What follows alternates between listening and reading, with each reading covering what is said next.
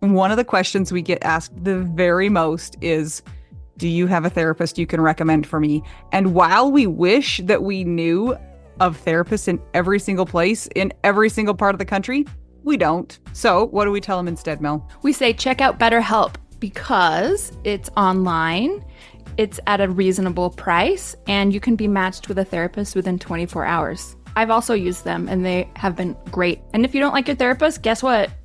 Click, click, and get a new one.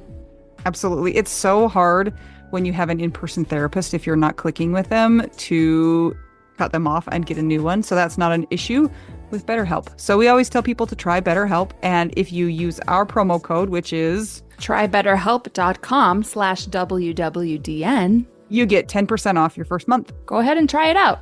That's trybetterhelp.com/WWDN. And you know what? I'm a big fan of doing therapy where you don't have to wear pants, but nobody knows about it. Are you wearing pants right now, Mel? I'll see you later. Bye. That's trybetterhelp.com/WWDN.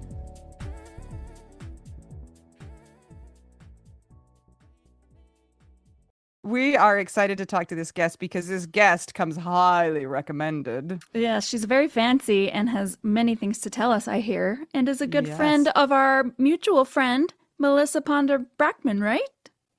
Yeah, that's correct. We have a good time. How do you guys know each other?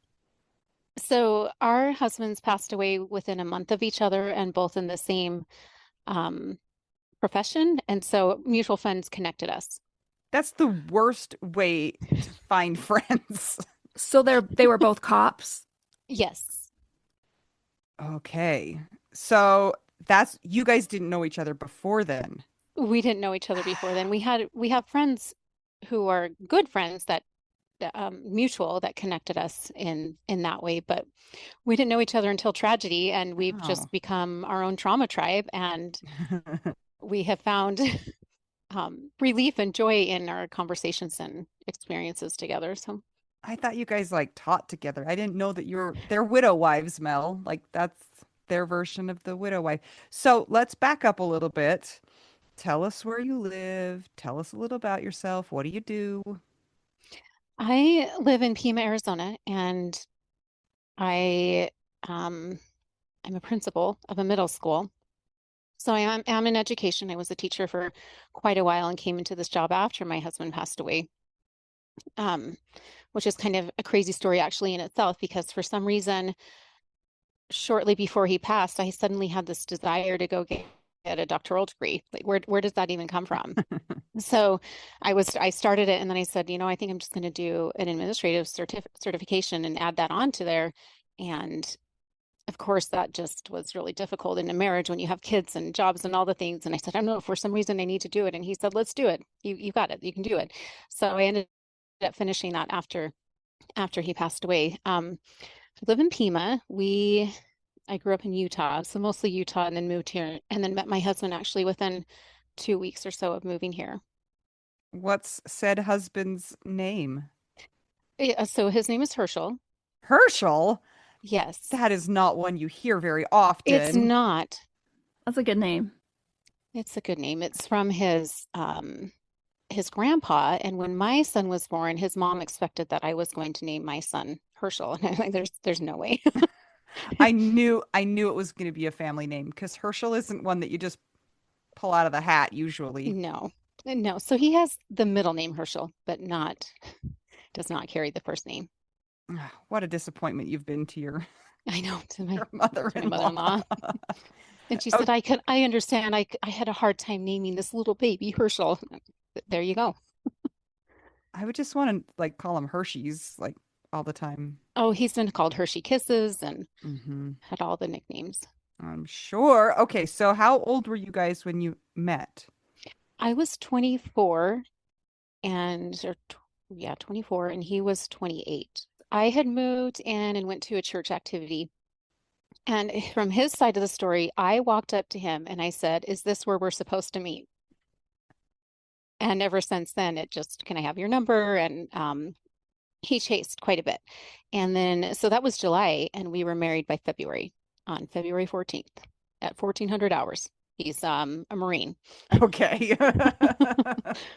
That is the perfect day to get married or the worst day to get married. Right. It worked out really well for us for a long time. It's like kind of a good idea because then you don't have to do two romantic things, right? You just have to get flowers for them once a year. Agreed. And I think we both bought into that. We're just going to make this day a special day for us. And it was a holiday weekend, so we could both take off work. So there's a little bit of love in there and a little bit of functionality. Practicality from the Yes. Marine. Yes. Okay, so you guys get married. Tell us more. So he had a kid. So we got married in February and his son was 2. So by May we ended up fighting for custody. And so that's how our marriage started, which was a little rough, but so his son I consider mine. So he would be the oldest. Ended up with more time and more visitation. And eventually Daniel, my stepson, moved in with us when he was 16. And he graduated high school from Pima, which is really kind of a good story. He's grounded here now. So he stayed around, got married and stayed. We had 2 kids together, and those kids are 19 and 16 now.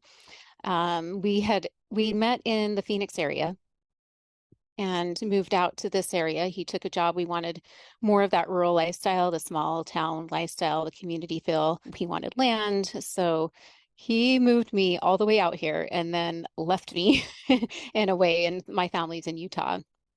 And so I've been quite separated in distance in that regard. But I look back at that in our like the 30s, they were so hard. You think that you're going to be in sippy cups and Cheerios forever, and then those kids they grow up, and then suddenly those 30s are gone, and like, can you just be a little kid again? And they're teenagers making really big decisions instead. So they were 15 and 12 when he passed, and then Daniel was, of course, out of the house. Since then, my oldest has graduated high school and college and enlisted in the Air Force. So he goes in next month on the 10th, and my daughter is now a junior. So the youngest is a junior. You said that Herschel was a Marine. Was he like active duty when you guys met and got married, or was he already out of the Marines? He was out and he was in the process of transferring police departments into the Phoenix area. So he was starting a new job. He worked that one for 4 years and ended up transferring to the Safford, Arizona area and was a Safford police officer, which is where Melissa's from. She's from Safford.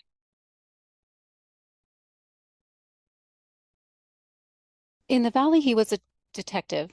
And Okay. then when we moved out here, he was a detective and then ended up going back on the streets as a police officer. So if they're a detective, does that mean they have to wear a suit versus a uniform? Yeah, they do wear more casual clothes, but still armed.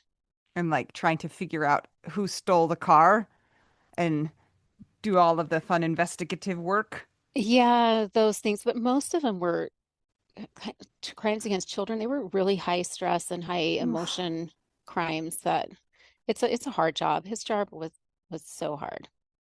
I pulled a face when you said that. Me Like, too. no, I'd rather worry about stolen cars than, Or my neighbor's garbage can is on my side of the property. I would rather, right, those stories yeah, instead of crimes Yeah. yeah. against very innocent people. Ugh, that's crazy. What happened to him, to this Herschel fellow?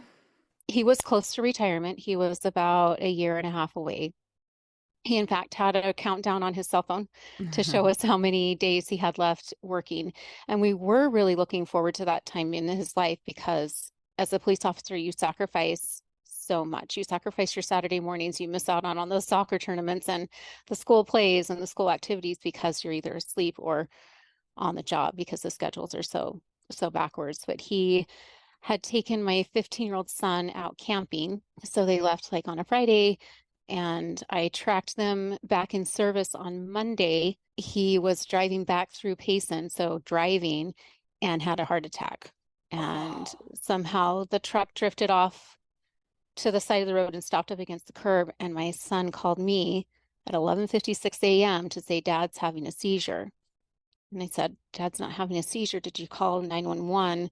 And he had already called the police, and there were actually some construction workers right outside that helped get him out of the truck and started started CPR. Well, there was a hospital kind of in close proximity, but the ambulance was there quickly, treated him in Payson, got his heart beating again, life flighted him to Banner in Phoenix, and they were able to successfully get stents placed, 2 of them. And I actually thought, okay, we're good, and we're going to have a good discussion about like getting your cholesterol checked when this is over with. And he didn't have any brain activity. So after we went through the whole procedure, there was no brain activity after that. Such a ripoff because it's like a high stress job. You're just trying to get to retirement. You almost make it there. And then it's like, nope, sorry. Yeah. Yeah. Life is kind of ironic in many ways. That's one word for it. I've got a few other words.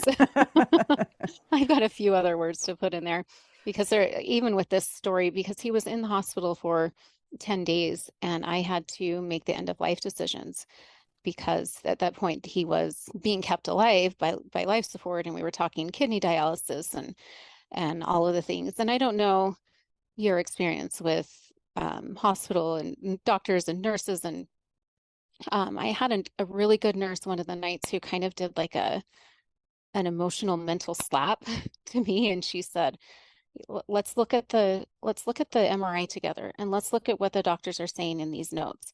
They're going to tell you we can do dialysis and we can do this and we can do that. You have to say the words that it's time.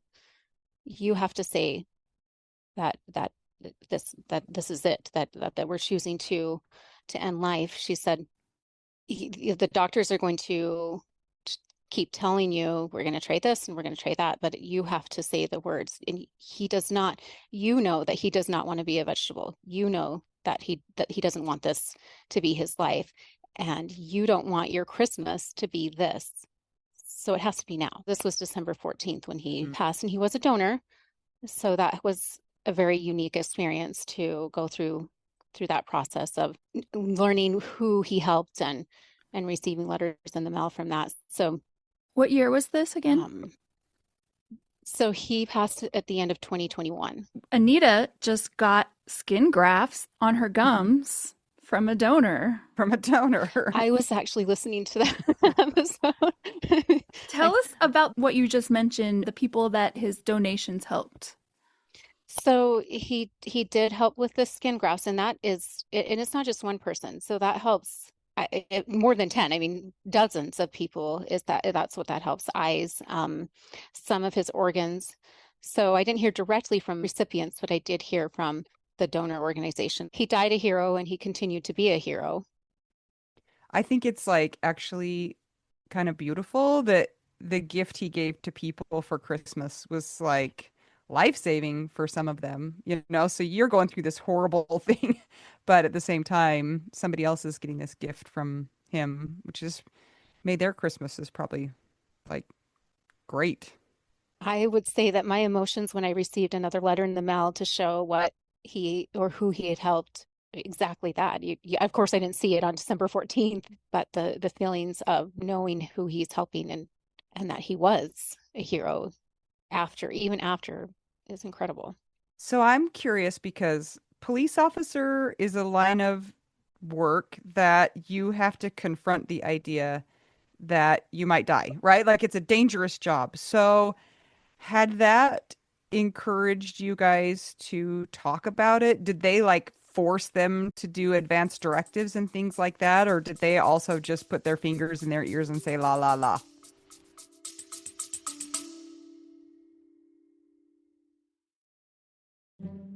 Hey guys, just checking in and want to say if you are enjoying this podcast and you want to see it keep going, maybe it's helped you through your widowhood journey and you think that it might help others on their widowhood journey, you can support that cause by joining our Patreon. Some of the things that you get as a Patreon beneficiary are ad-free episodes, so you don't have to hear ads like this. You also get exclusive content, and at a certain level, you might also get an exclusive t-shirt you can only get that place. That is true. It's pretty cool. There are 4 different tiers available, so check it out. It's patreon.com/WWDN. And as an extra bonus, very often you get your names read by one of my kids, and they will do a terrible job with the pronunciation. And that's like a bonus, I think. I think it's kind of the best. I would much rather hear somebody butcher my name than say it correctly. A child butcher it than an adult do it correctly. Yep. So go to patreon.com/WWDN to keep our podcast going and support the widowed cause. Yes! Thanks, guys! Back to our regularly scheduled program.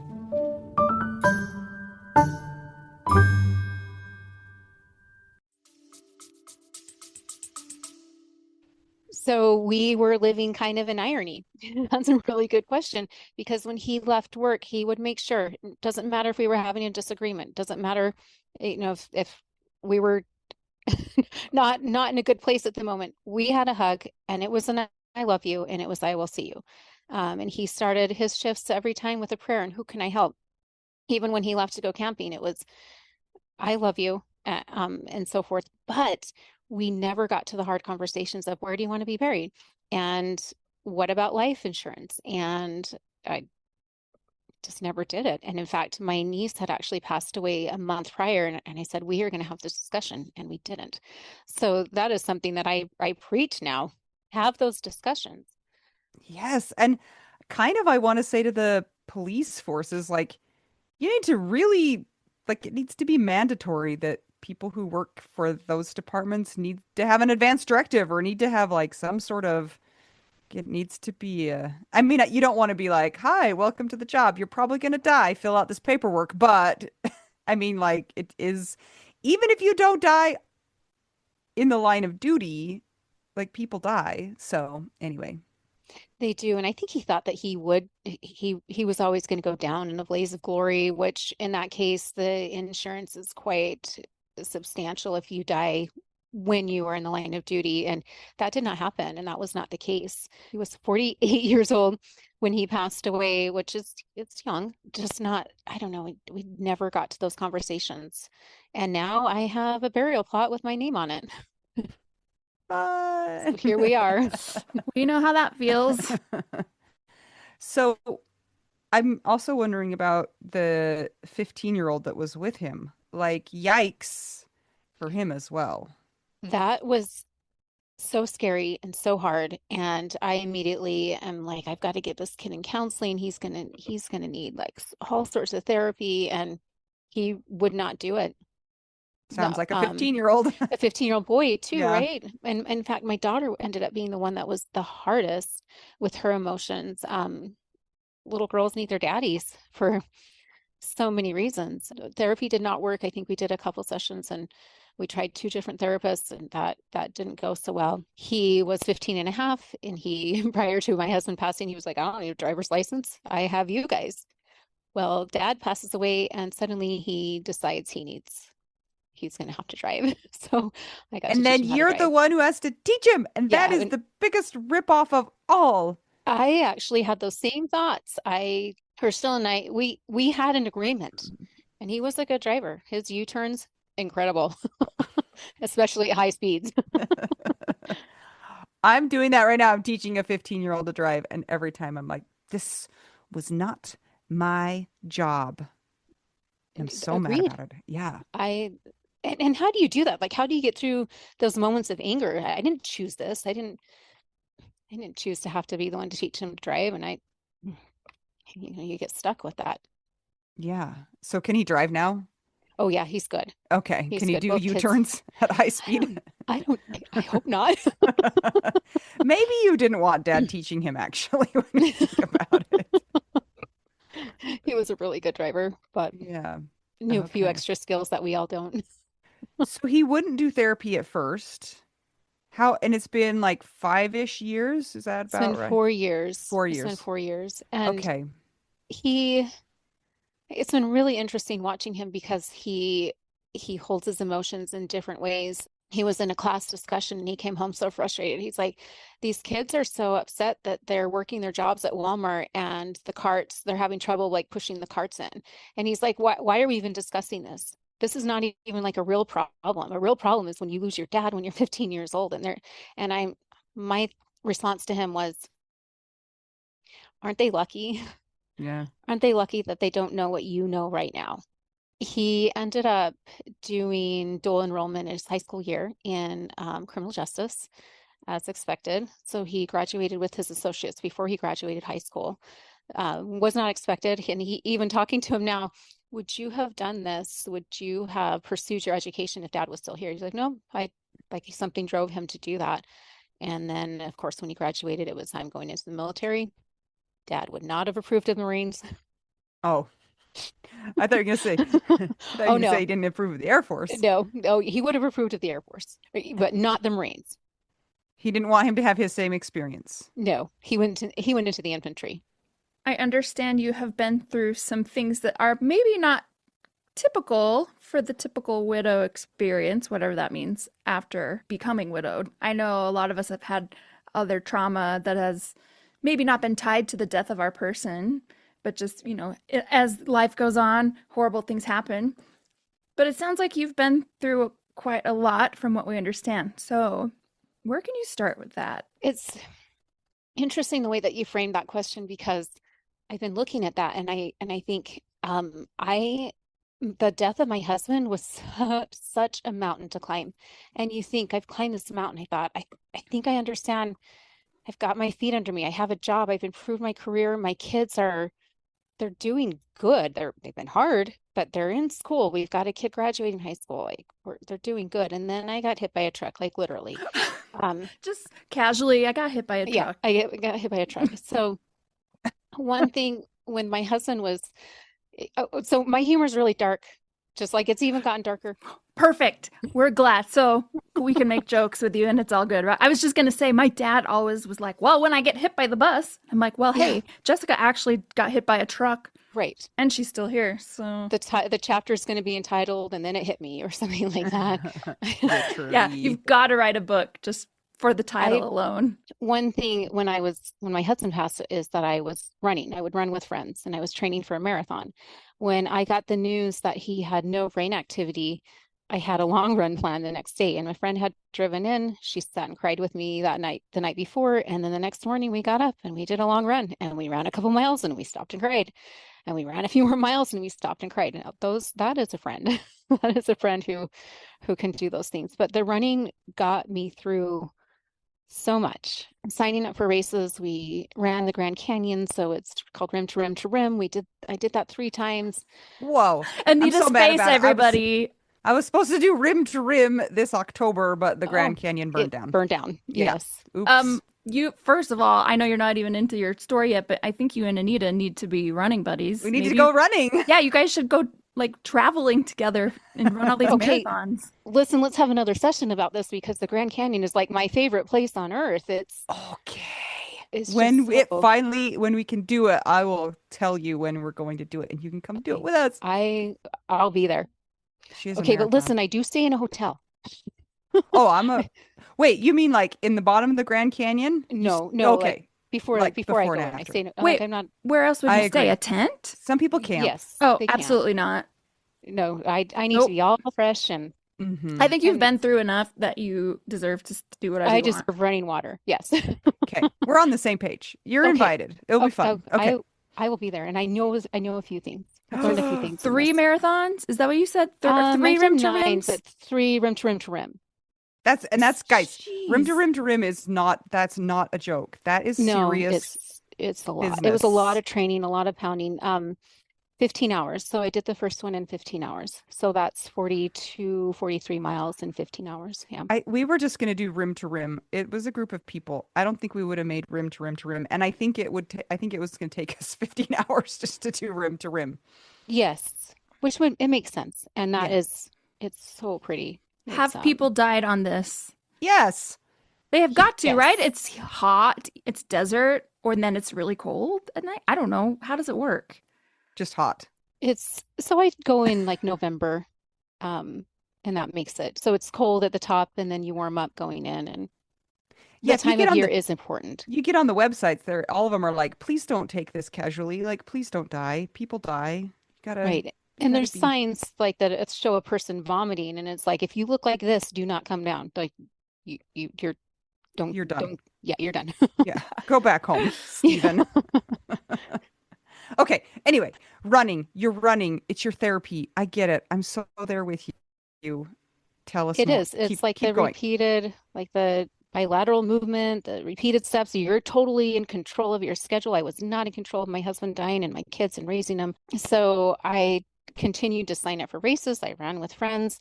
And a morning a year ago on January 9th, I went out for my typical run, and I was my other friend that I usually run with, Melinda, she had opted out that day. It was really cold. It was like in the 20s. And I'm running down the road and I'm thinking, hey, it's not that really that cold. I can't wait to tell Melinda you really missed out because it doesn't feel like it's 28 degrees. It feels warmer. And I was checking my pace because I'm marathon training. And then that's the next thing I know, I'm being woken up in the hospital and it was, you've been hit by a truck. And in my mind, I'm like, that is the stupidest thing I have ever heard. I am a widow. I do not run stupid. I run into traffic. I run on the shoulder. I wear my lights. I wear my reflective gear. There's Yeah. no way this happened. And so I remember thinking, what is all this stuff on me? And so I'm pulling it off anyway. They had me on the propofol and I guess I was throwing a fit. So they jacked it up again and brought me out of it the next day. I was throwing a fit because this is the dumbest thing anybody's ever said to me. I know, like, there's no way that I got hit by a truck. I don't run in the road. Yeah. So what had happened, and we've used my Garmin data. We could see exactly where I was on the road. We actually had a camera aimed towards across the field so it could see me. It could see it was 5:30 in the morning, so it could see my reflective jacket. It could see the lights hitting off of me. A vehicle, a very big truck, drifted on the other side of the road and onto the shoulder and hit me from behind. What? That's very far across the road. He very much went across the road and he stopped, called his wife. She didn't answer. He called his wife again and she picked up. And then by then another person had pulled up and that person called 911. The guy that hit me Did not call 911? did not call 911 and proceeded to tell the people how he's the one who found me. Oh. So we've had to go back through evidence and all the things to figure out what had happened. By then, though, I was moving. I, of course, I had no like mind stuff going on, and Mind took me stuff. to brain activity. Brains. No. Yeah. Memory. I don't remember any of this, but they said I was moving, and they said, "Are you okay?" And I said, "No." Ambulance to the hospital. They life flighted me to Tucson, to St. Joseph's Trauma Center there, ICU for a bit, and then I ended up in like a rehab hospital in Mesa for another 12 days and went home. So I had a traumatic brain injury. I had damage to my inner ear, so I lost hearing, and my facial nerve goes through there. So the right side of my face was paralyzed. So since then, I've had multiple surgeries to correct all of this. How many have you had? 3 surgeries so far. They put a platinum weight in my eyelid so that I could close it. Platinum? Whoa, Nice. Yes. that's So I have a friend who I'm has gold in his eyelid. So I don't and so know. platinum's a What? little more lightweight. Oh, And I didn't okay. even know this was a thing. Like this is now in my vocabulary. They also took nerves from the back. Mel is like, excuse me, can we pause for a second? What are you guys? I'd like a precious metals eyelid. My dog is getting his eye taken out this week, and so they'll have to sew it shut. Do you think that they could put it in his eye? Just so No. I have Not if an it's even sewed. more expensive dog. I think this is So a sad. great retirement plan too. You know, everybody's like buying gold and silver, and you're like, I got my retirement in my eyelid. It's platinum. Yeah. And that's way better than having gold fillings because then people wouldn't be able to see that you had it and then kill you for your gold teeth. Yeah, they wouldn't Right. even know. Yeah. They would know. Good secret. Yeah. We're hiding precious metals in all the places. This is so random, but if you go through a metal detector, can it set it off? Is it enough to set off the, It hasn't yet. And I carry TSA? my little card in my purse just in case, and it but says it hasn't. platinum eyeball right Yes. here. Okay. Platinum eyelid. Eyelid, Still have the I know. eyeball, I know. but the eyelid is anyway, that's how I get it to close. Very funny. I have a friend who had a stroke. He's young and he had a stroke and he has the same thing. And you guys blink the same. You have the same blink. It's kind of like you don't blink, it's like you look up and your eyelid kind of closes. So Yeah. he's the one with the gold in his eyelid. So Okay. yeah. And gold is an option, but platinum's a little less bulky. What a weird conversation. Do you think that male versus female eyelids are different? Like, would a male have thicker eyelid and maybe that's why he has gold? I don't think it's probably male, female. I bet like person to person and size and all that kind of I'm stuff. only saying this because I know that with male and female skull shapes, Oh, they're different. I don't know. Okay, so you have a platinum eyelid and you have problems with your facial nerve and say the other things. You were talking about other things and we got derailed. right. By gold and platinum, because those are very important differences. They had to reconstruct my inner ear. So that was really just shattered. And then they also took nerves out of my calves and plugged them in from the left side and over across. So we're trying to get my right side is going to use the left side. Still got a few more months for it all to connect and heal because it takes like a year. So it's been 6 months. Do you feel sensations in one area of the body when the nerves are now in another part? Because I have a friend that was in a car accident and he's like, well, they sewed me back together on this like upper right quadrant, but I feel it over in my left lower. Like we're Frankenstein or something. But I don't have feeling in the back of my calves anymore. Like, not at all. No, in certain spots, no, there's no feeling. That seems like it might be helpful for running. I thought the same thing. So far, so good. And she's not so ticklish in the calf area anymore. Right. It's all good. Okay, I love this because it sounds like they are just making stuff up to try and fix your face, and I love that for you. They're just like, Thanks. hey, let's try some calf nerves, see what Right. happens. Connect them across my face. One of the nerve surgeries they did do is working. So I do have a smile when I'm using my chewing nerve. So my brain is telling my chewing nerve to smile. And so that's how I can get a smile right now. But we're waiting for the calf surgery, the calf nerve to, it's called a sural nerve. There's actually names for these. We're waiting for that one to kick in and work. Okay, I'm so excited to hear the progress because that is fascinating. It is. It is. And nerves take 1 millimeter per day to grow. So it's growing all the way across my face. Long time. When you were in the rehab hospital and kind of like in that really fresh time, could you understand the gravity of the situation you were in, or was it just kind of all mush at that point in time? It was hard because I mean, I did have people saying, you're going to be okay. Well, what is okay? I had broken ribs too, which that was nothing. The ribs, nothing compared to everything else that was going on. My eye was dry, my head, I have this big old bald spot on the back of my head now because that's where the impact was. So ears draining, ears bleeding. No, I had no idea. And then you think, and maybe grief goes along the same path. You think, I mean, I'm going to get to this point and when things aren't better, like I mean, 6 months ago I had hope. I had hope that this would work, but then 6 months go by and it's not better. So what then as things start to really become depressing, like in an instant, immediately it's okay, well, I'm going to do this and I'm going to do this. I've got to get out of the rehab center. I'm going to get Hmm. this surgery. But then it's like not fixed. You're Yeah. still you're still in it. Yeah. It's like there's this gung-ho phase when you're presented with a challenge. You're like, we're going to do all of the things. And this is also speaking from my experience on the other end of this as a physical therapist. And that was my first job was at a rehab hospital. It was like, oh yeah, we're going to do this and this and this and this. And there's kind of this point in time where you have to go, okay, we're going to try for all of that. And what's the backup plan? Like, what are we going to do when you actually can't do stairs? Or, you know what I'm saying? Like, there's a lot of people who maybe have a spinal cord injury and they're like, well, I'm going to learn to walk again. It's like, okay, but also in the meantime, when you're like focused on getting back everything that you ever lost, it's like, how do you live right now too? And it's hard when reality kind of mashes into what we want to happen sometimes. Right. So do Yeah. you show gratitude for being still alive, or are you stuck on well, my face doesn't work and I'm talking out of the side of my mouth, or Yeah.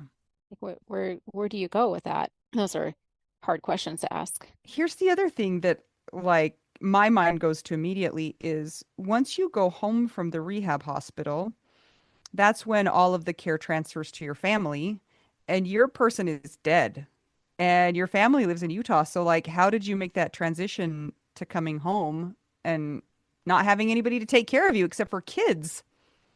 Yeah, that was hard. My dad helped for a bit and then he went to Hawaii, but I'm like, please go to Hawaii. So my sister came in from Maine and stayed a week. But then, yes, it was me and an 18-year-old and a 15-year-old. And I don't know, actually, I know you know teenagers and they are very self-absorbed. So that was a little bit difficult, but I did have friends who would come over. The neighbors helped with dinners. My daughter wasn't driving. I had to get a lot of help getting her. I had to get a lot of rides to doctors because with that inner ear damage, I was really dizzy. So I wasn't driving. And then my vision was messed up because I had a dry eye, couldn't blink, wasn't producing tears. A lot of depending on other people. And that's the thing when I lost my husband is I had myself. I could get my kids to appointments. I could call and make appointments. I could get help for this or that with my kids when it was me. And your whole, like all of your abilities and agencies taken away and you're brought down to nothing, it's pretty much shattering. Yeah. And then missing a police officer husband too, because this investigation took far too long. The arrest took far too long. In fact, we're doing sentencing from something that happened a year and almost a month ago. I was going to ask, so he claimed that he found you there. How did we figure out that he was actually the bad guy? Camera evidence. So he maintained that up until Hmm. He they got a got. good fancy lawyer. So we did have the camera evidence. It's dark, but you still can put two and two together and see he was also in a city vehicle, so in a government vehicle. Was he drunk? I would I would bet on that, but he was not tested. There was some Oh, sloppiness. right. Because they didn't, as they thought something else had happened and didn't think he was the one who Right. had run you And let over. him go until, a few hours later we need that truck because the neighbor came out. Oh, we had a witness too. He said, what are you doing? You just let him go. He's the one that hit her. So they did have a witness and they still let him go? Yeah. Okay, that's frustrating. If it was just the camera, whatever, but Yeah, it's quite a bit adding up. And it's a person who really did not want to accept responsibility. And that's actually a hard part for me is the not accepting responsibility this entire time. And he's going to Hawaii and living his best life. Oh, he was on probation. The part when people don't accept responsibility and you're like, somebody saw you, this happened, this is true. And they're like, no, it's not. They're also the same type of people that if they're looking at the sky and it's clearly blue, they'll say, that's not blue, it's yellow. What's wrong with you? I'm so sorry. That's like another layer of something.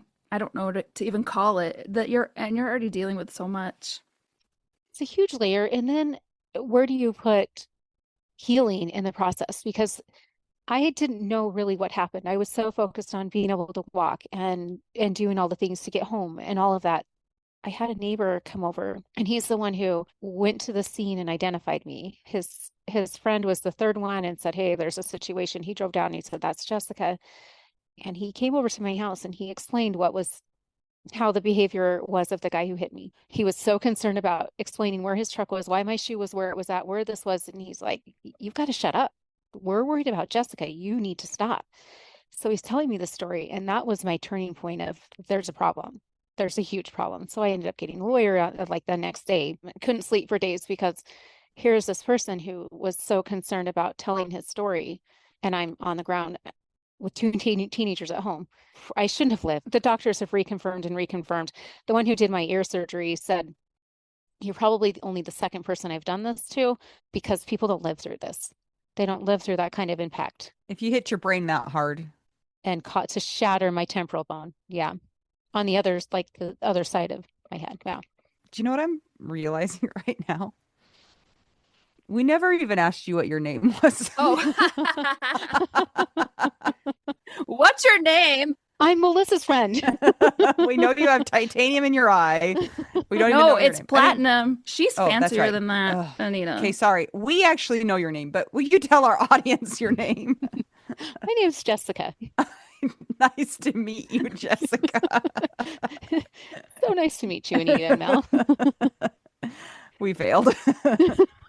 Talk to us a little bit about the whole going through the criminal justice system too. Like that's a big burden that you also have to carry as the victim. Of a crime.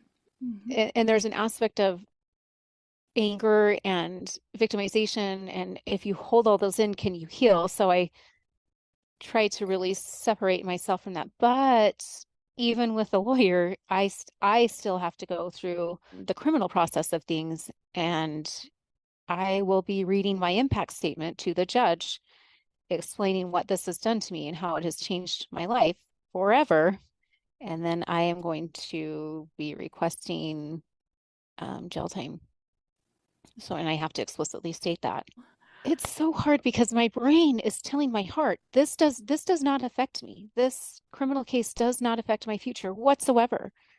But it doesn't work. Like it's not connecting. That head is not telling my heart. I have an idea. You need more calf nerves, and then we could connect it 1 millimeter a day. This is all due to the calf. It is. It's not connecting right. Wait, are there such things as cadaver nerves from the calf? Could you request them? I'm not sure how nerves survive in that. Surely we can ask, though. Since we were all earlier on the topic of organ donation. Organ donation. I've never heard of nerves. I didn't even Yeah. think of that one. I don't know that they survive long enough. They're very silly, those nerves. I'm gonna ask the internet. Keep You should. going. Yes, the internet is pretty helpful. Okay, so here's what will happen if this surgery fails. They will take a muscle from my thigh that Oh, I was apparently gonna say, isn't please say your butt. Okay. Your thigh thigh. that apparently isn't as needed. I don't know, to place in here, because if this doesn't work within another half of a year, this muscle will die. It'll atrophy. So fingers crossed it works. Okay. You're like a science experiment, and I'm so I'm sorry you have to go through this, but inquiring minds want to know. yeah, I'm learning all sorts of medical stuff that I Sign up was for. not like a doctor Yeah. shopper, Well, and here I am. I'm a doctor actually right now from Google. And do you want to know what I just learned? Yeah. Yes. I don't. Oh, Anita, what's a peripheral nerve? So peripheral nerve is anything outside of the central nervous system. Okay, so a calf nerve. Yeah.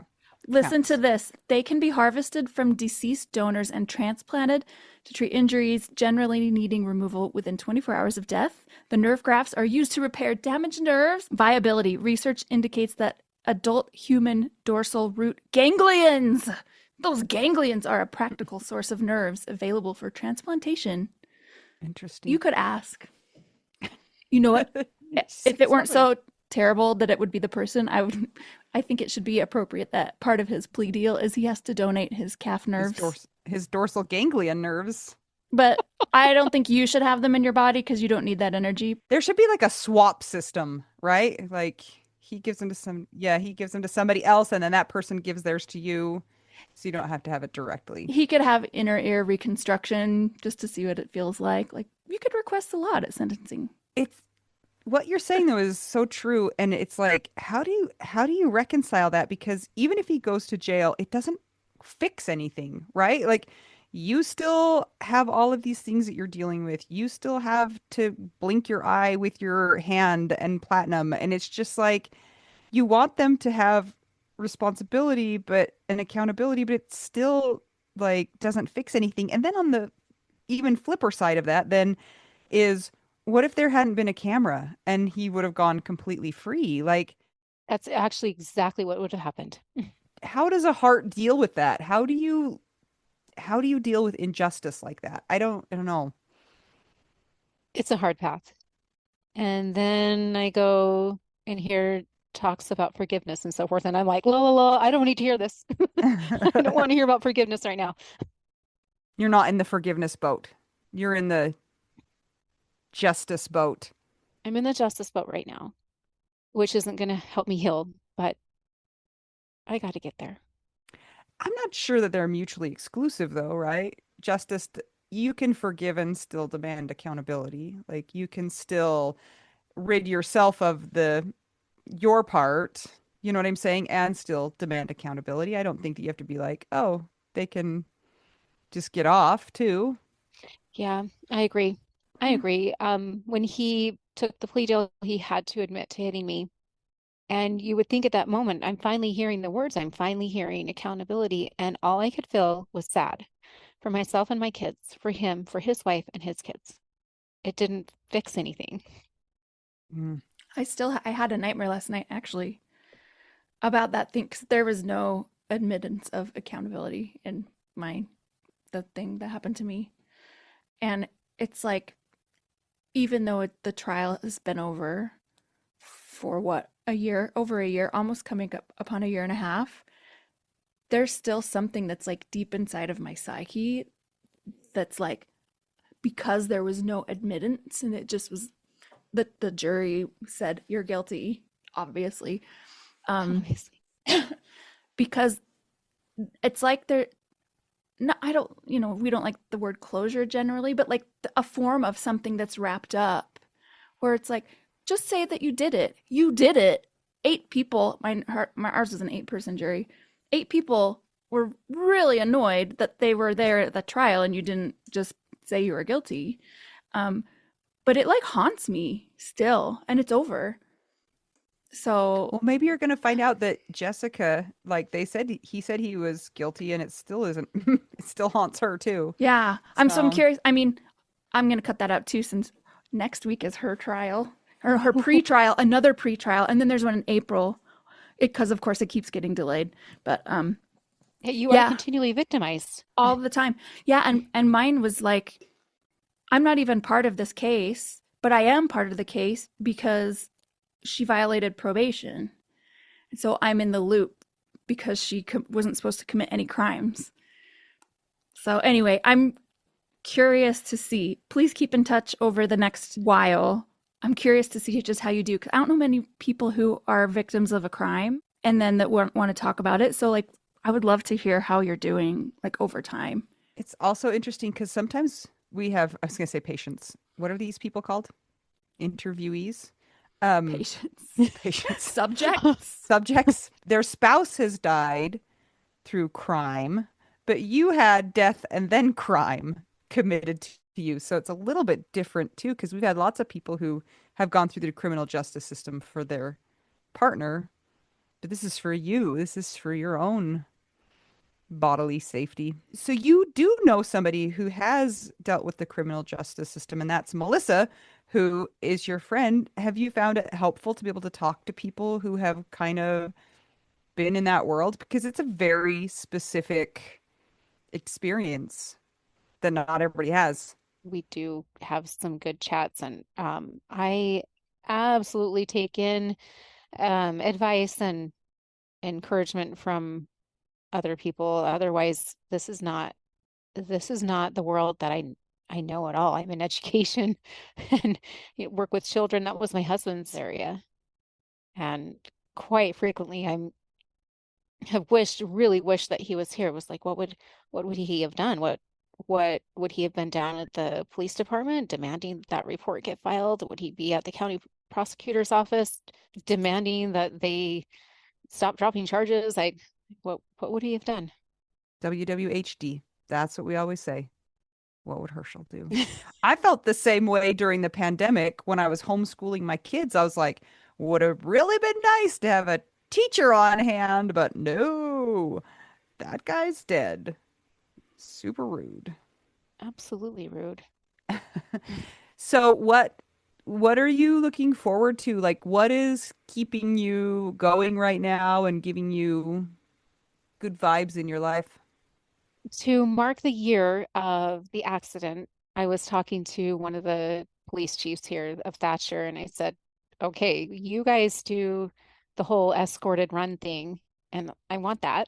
I'm like, I'm kind of a princess, so can you escort me down my road? Because I hadn't gone running down the same path since. And I did start running. I started running 2 months after the accident. That first mile was horrible and it was wonderful.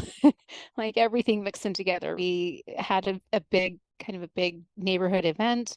Quite a few ran with me. We had two officers on bikes and a few in their police vehicles, and they escorted us. And I did the 6 mile route that I intended to run a year ago. And it was quite the heartfelt moment because I came home this time, not by ambulance or anything else. I was training for the Mesa Marathon, and I'm running that in less than 2 weeks. I want to know about your nutrition plan, but we don't need to talk about that on the podcast because probably nobody cares. But I do. But we care. We care. I have a question about your job and post-death, post-truck run overage. Do you have a harder time with the nonsense of like junior high kids or middle school kids? Because, golly, that's all they are is nonsense. So how do you deal with them? I I love I love how dumb they are. The kids really are not the hard part. It's the adults. It's Mm. it's the adults. And when we have been through things at this level and the adults are, Shitheads. that's the word. She's like, she can't say it though, because I'll say it. they might frown upon that. But Yeah. it's the adults. I was struggling with some kind of I just needed to do a cultural realignment because I had teachers who were complaining about things that I did not think needed to be complained about. Like we have to do lesson plans and things like that. It's like just turn in your lesson plans. You owe it to the kids to do your lesson plans. So I I went and did my ear surgery. So, with the anesthesia, I think I was probably pretty high, but I came up with like the best ideas ever that night. So, That's when I like, come up with my best ideas I too. know, right? So good luck with the colonoscopy. You might have some really like get a pencil and paper. So I wrote out I wrote out the whole meeting. I'm like, I'm going to call it the 7:30 to the 3:30 principle. And it's not because I work those hours, but here's the thing. At 7:30, I get to check myself. I am no longer the widow. I am no longer the single parent of two teenagers. I'm no longer the victim. I'm no longer the patient. From 7:30 to 3:30, you get me. And I am going to give my expertise and my knowledge and my time to the teachers and the students and the parents. And that's what I'm asking you to do as well. Check yourself, 7:30, 3:30. You're here for the students, and that's it. Let's just do it. Yeah. Let's do right by these people. It's more the adults than the kids. Here's one of the things that I've really been thinking about. In July I started seeing a counselor. I'm like, my son's graduating, my feelings are big, and I don't have my husband to share this with, and he's leaving me. I mean, he's 19, he's going to be gone, and so the feelings are big, having the victimization feelings, the criminal process, like all the things. And so I've been working with her for a while, and we met one time, and she said, I have a widower, and he's young, that I meet with, and he said, I don't know how to do this. I can't make it. I don't know what I do. She said, I just told him, I know a widow, and she's making it. She's got kids, and she's a few years down the road, but she's making it. And she said, and that gave him like a sliver of hope. Like if we can just give a sliver of hope to another widow or widower, then share away. That's kind of our whole MO, I think. Are we trying to give hope, Mel, or what are we doing? Community for sure. Yeah. I mean, when we interviewed the therapist, Kindell Marcroft, something that she said has always stuck with me, just the way she said it. And it says people just need connection and belonging.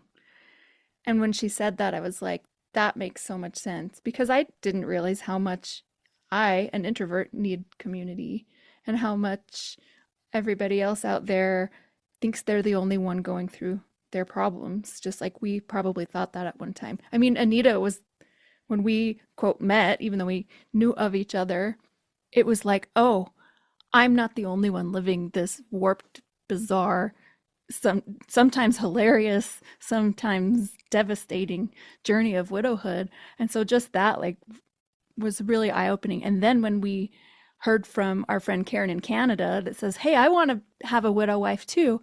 And then we started the Facebook group because of her.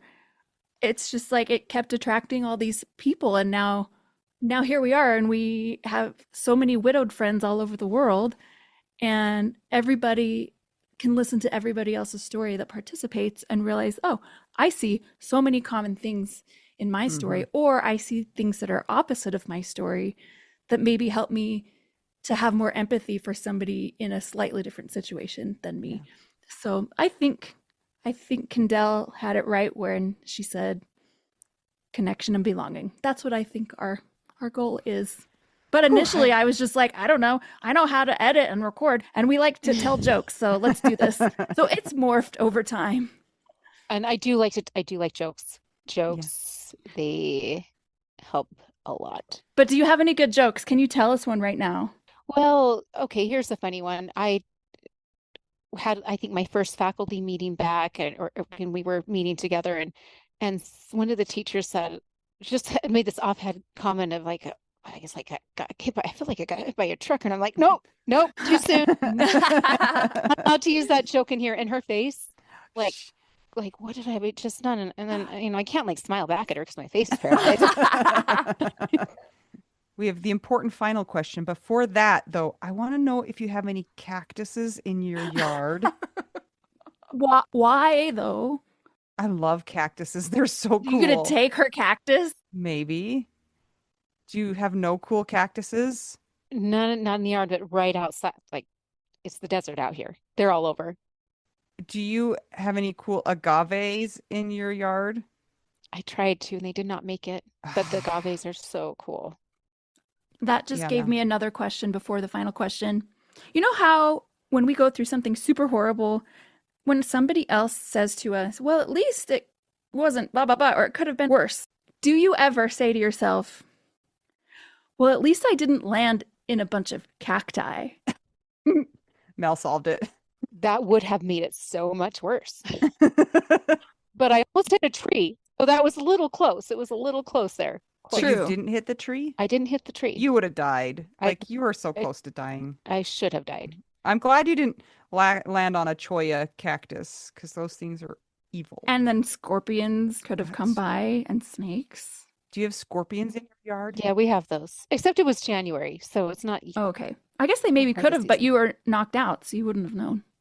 Yeah. No, and would it have affected me? No, I wouldn't have felt a scorpion sting whatsoever. Sting away. Have you ever been stung by a scorpion? Yes. Does it On hurt? my face, in my bed. What? Wait. In your bed, were you sleeping? I was sleeping.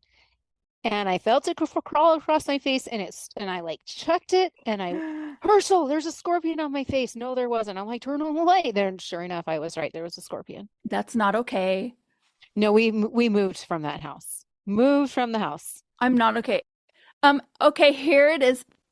Jessica, what's your favorite cheese? Do you eat cheese? Do you like it?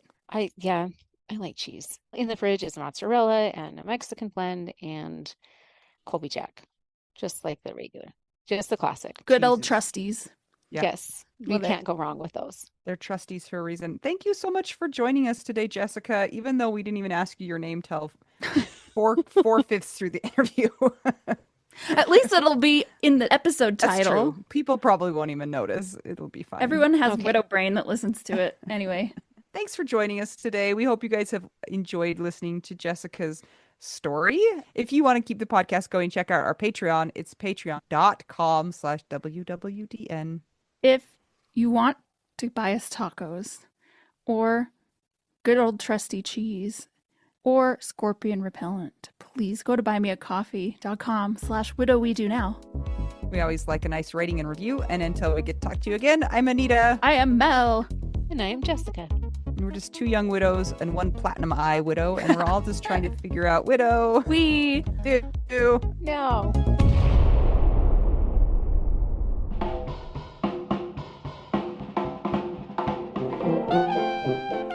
Welcome to the Patreon shoutout. Karen Cornejo, Constance Bell, Krista Waite, Barbara Schneeberger, Maya Glasser, Connie Remage, Neil Hooper, Kristen Pollack, Michelle Crawford, Laura Eigel, David Kelly, Ashley Hahn, Marie Hoffman, Dennis Brazel, Sunshine Haven, Amy Hartman Martell, Deborah Nilek, Jennifer Brown, Chris Stephen, Deborah Westwood, Rachel Chang, Jenny Armstrong, Patricia Weist, Luke Lawson, Brandy Younger, Meg Myrtle, Jenna Bryan, Jan City, Alexis King Audella, Karen Lindsay, Elizabeth Thomas, Rachel Rigby, Rochelle Rigby, Amber, Julianne, Robin Brashler, welcome, Christine Anderson, Jenny Barrow, Gabe Lozano, Anna Tracy, Grandma Jane, Jackie, Missy Muhlstein, Dawn Barber, Kathy Murray, Cindy Raynaud, Judy Malkin, Rebecca Ziba, Gina Haas, Gia Benoit, Spring Break Wendy, welcome. Thank you.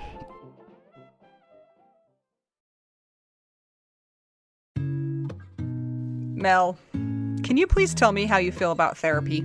I am so grateful for therapy. I do therapy every single week. Do you think it's a great tool in the widow's toolbox? I sure do. I think it's a great tool in anybody's toolbox. And I am so glad that I have stuck with it because as time goes on, there are more things that I am able to learn about myself. That goes for anything from healing from the death of my husband to childhood things to trying to get outside and be social or trying to address my own certain personality. So yeah, it's really been helpful for me. We have so many people in the Widow Wives Club who have started using BetterHelp and have amazing reviews. It takes away so many of the barriers to getting great therapy. I know one of the things that's hard for people, and we get this question a lot, it's I need a therapist that does XYZ. Who is a therapist that is going to be widow friendly?